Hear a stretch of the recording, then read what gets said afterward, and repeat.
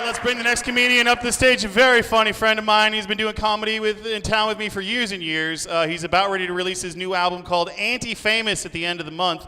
Big round of applause for a funny man. He goes by the name of Eric Cash, ladies and gentlemen. Keep it going for Eric.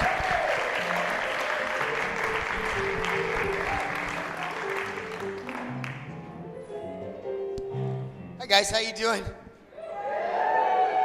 Jesus, you're excited. What the fuck is wrong with you? What are you so enthusiastic about? You didn't need all that wooing. I was like, how are you doing? Do you guys do that at job interviews? What is wrong with you people? I like lightly said, how you doing? Wow! Like you're a Cabo fucking Wabo about to commit a crime. What's wrong with you? I'm sorry if I sound grumpy. I just like that. Well, and it's 100 and 900 degrees outside, and it's 100 and 900, which would be 1,000, except this is 2017 and nothing makes sense anymore. So, just a little bit about myself. I recently managed to fight my way out of a 4-year psychosis, and I chose to do so with the most excellent timing ever. If that's not clicking for you, basically I woke up in a mental hospital last November and then walked outside and realized that America had elected an Oompa Loompa fascist with the help of a cartoon frog. So what that means, I don't think that any of you are real. I'm pretty sure that I didn't get better, I just found a different coping mechanism. You have to understand, the last time my brain was firing correctly, I was a little miffed at Obama for drone strikes, and then I woke up into this horse shit.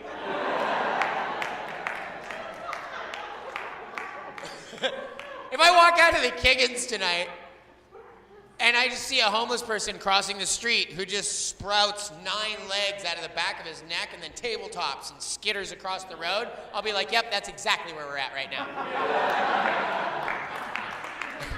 I'm waiting for it to start raining velociraptors. This year is proof that the world actually ended in 2012, and we're all just brain cells in a mind that's bleeding out in an alley and is not quite dead yet right now. The world around us is 115-degree fever that hasn't killed its host. I don't understand. It doesn't compute at all. I'm a crazy person. I'm also a smart person, which is really disorienting, by the way. When you're really intelligent and self-aware and you just completely lose your mind, it's really bad. Like, you're like, holy shit, I can do a lot of stuff and I can think my way through a lot of things and I am ape shit crazy right now and I totally know it and it's not helping! It's just a side note. But like nothing computes anymore. I don't know. Like I'm pretty sure that when we turned on the Large Hadron Collider and we got rid of that atom, like it just destroyed the universe and all the multiverses are collapsing in on each other. That's the only rational explanation for what's going on right now. The other thing about us electing a fascist is it made me suddenly go back to grade school and rethink everything that they taught us about Hitler and the way they taught it to us. I never stopped and thought about it, but they kind of tried to make him sound good when they taught it. They kept, because I keep going like, you know, they kept telling us that Hitler was a great orator, but I'm looking at this guy, and I'm wondering if maybe he wasn't. You know what I said? And by the way, that's a little bit blame shifty, isn't it? Like you take third graders and you're like, here's this horrible tragedy that is one of the most indelible marks on the human race. And an entire nation participated in this horrible thing happening. But you have to understand, the man was a poet.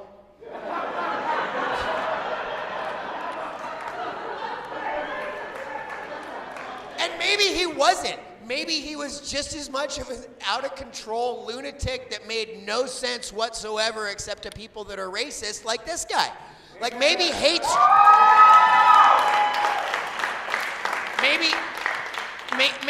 is just that powerful. Maybe Hitler was doing the same thing, just like and occasionally like a verb would fly out of his face, and people would be like, "Yeah, fuck Mexicans!" And I told that to a comic, and he was like, no, because there's videos of Hitler. You can see that he was clearly a great orator. And I'm like, you don't speak German. You have no idea what he's saying. He's like, no, but there's video. You can tell by his body language. And I was like, hello? He didn't have a microphone. I've been a public figure for 16 years, and I will tell you unequivocally that anyone that speaks to over 100 people without a microphone looks like they know what they're doing very, very well.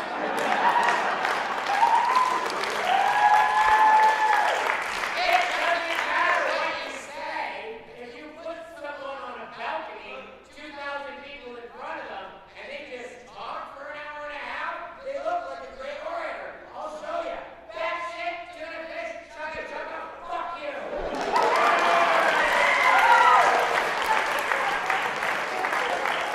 I just quoted my senile grandmother, and I look like a great orator.